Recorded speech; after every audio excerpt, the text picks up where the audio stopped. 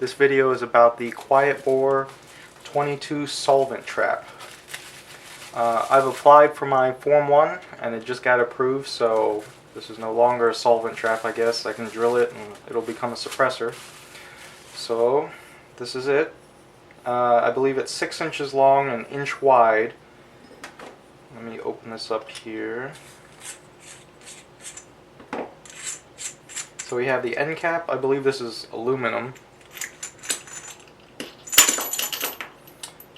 Let's see, 8 baffles, and I paid more for titanium. They do sell an aluminum kit, which is cheaper, but I prefer titanium. And then, let's see.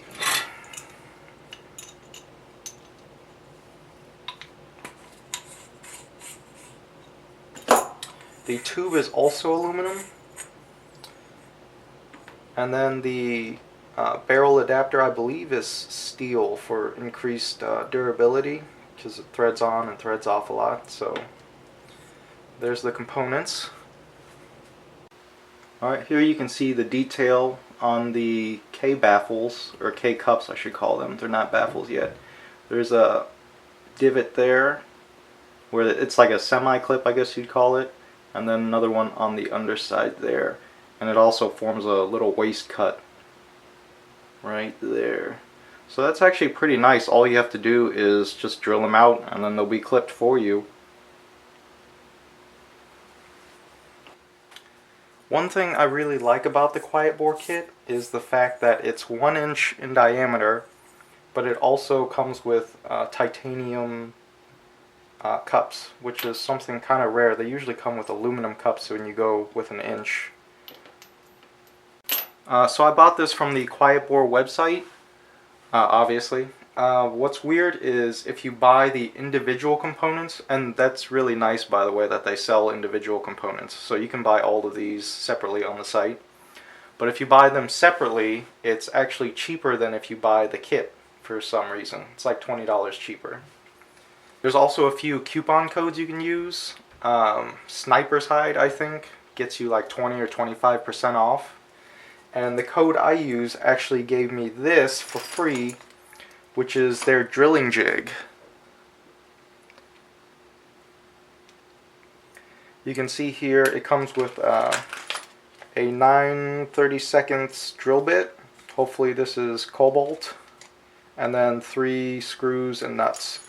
And what you do is, this is nice by the way, you take your cup, put it in there, put this on top, and then there's the bolts go here and then here, and it tightens down. And there's also a 9/32 drill bushing right there pressed in. So once you get this all together, it makes it very easy. I'm not going to put the bolts in. You can see here, fits in, goes right to the divot right there in the center. Makes things super easy. I could probably do this with a hand drill if I wanted to. But I have a bench press, so I'll be using that. And it also works for the end cap. It's kind of a tight fit, but it does fit in here. And there you go, the end cap also. So that makes things super handy.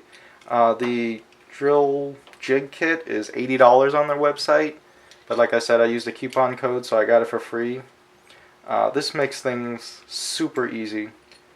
Really nice thing to have. 9/32 drill bit. I was actually thinking about going with a slightly smaller size, but the reason I didn't was, number one, this is the drill bit that it came with, so I'm assuming Quietbore knows what they're doing with their kits. Another reason I didn't do a smaller size is because the cups themselves just kind of sit on top of each other like this. And then when you put it in the tube, you hear that?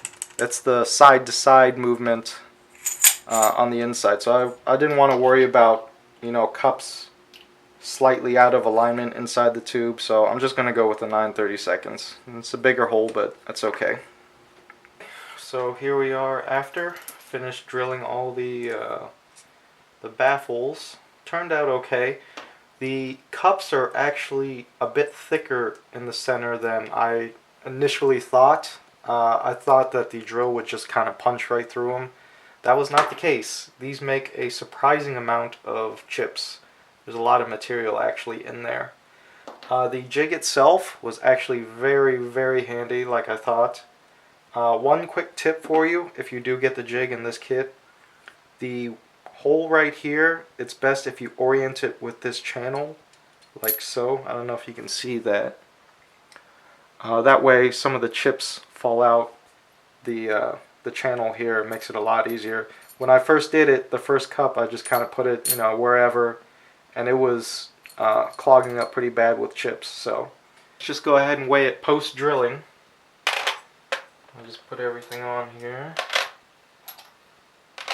And it was 4 ounces before, and it looks like it's 3.85 ounces now, so 0.15 ounces. Okay, so all in all, I'm pretty happy with the way it turned out. Everything's straight, everything's neat, looks okay. But of course the proof will be in the pudding, so let's take it to the range and try it out.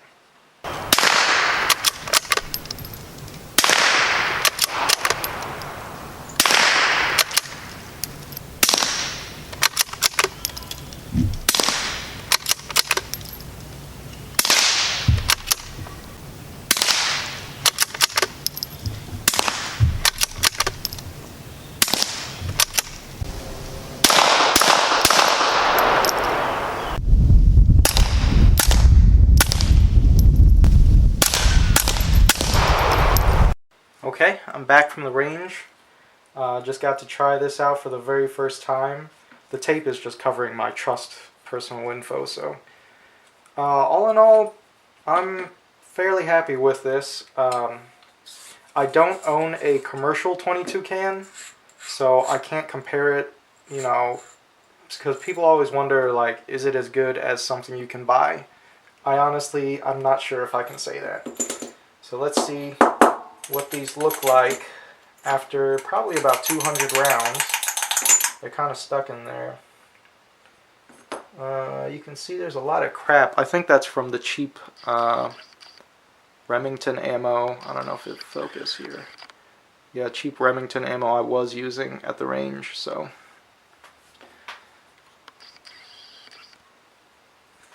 Okay. Let's see if I can push the rest of these out. There we go. Yeah, they're not super dirty. They're pretty dirty. 22 is some really dirty ammo, so that's to be expected. Performance-wise, it was pretty good, especially out of the Savage bolt action. I was really happy with that. I also shot for groups. Unfortunately, I didn't save my group picture or my target, so you'll just have to kind of take my word for it. I was really worried about the point of impact shift. Sometimes suppressors can inflict on a rifle, but the groups were pretty good. With or without the can, there really wasn't a whole lot of difference between the two. Maybe with the can there were 1 or 2 more flyers, I guess you would call them. Yeah, I know, flyers, right? But really, on or off, there wasn't much difference in accuracy, at least at 50 yards. I didn't shoot any further than that. Sound-wise, I'm pretty happy with it. It did suppress fairly well. Like, when I shot with this on, I didn't need ear pro at all, and it didn't really seem uncomfortable or anything. Like I said, I don't own a factory 22 can, so obviously I can't compare, but my friend has one, and I shot his. I think I remember his being a little bit quieter. That could be my imagination. Maybe I'm a little bit biased from things I've read online, but I think his is a little quieter. His was like a Silencer Co. something, Sparrow, something like that, I don't know. But considering what I have into this, a couple $100, 3 weeks, it took my stamp 20 days to get back to me. I'm pretty happy. I'm pretty happy with these results. Everything turned out well. It's a decent little can, and it's a lot of fun to shoot.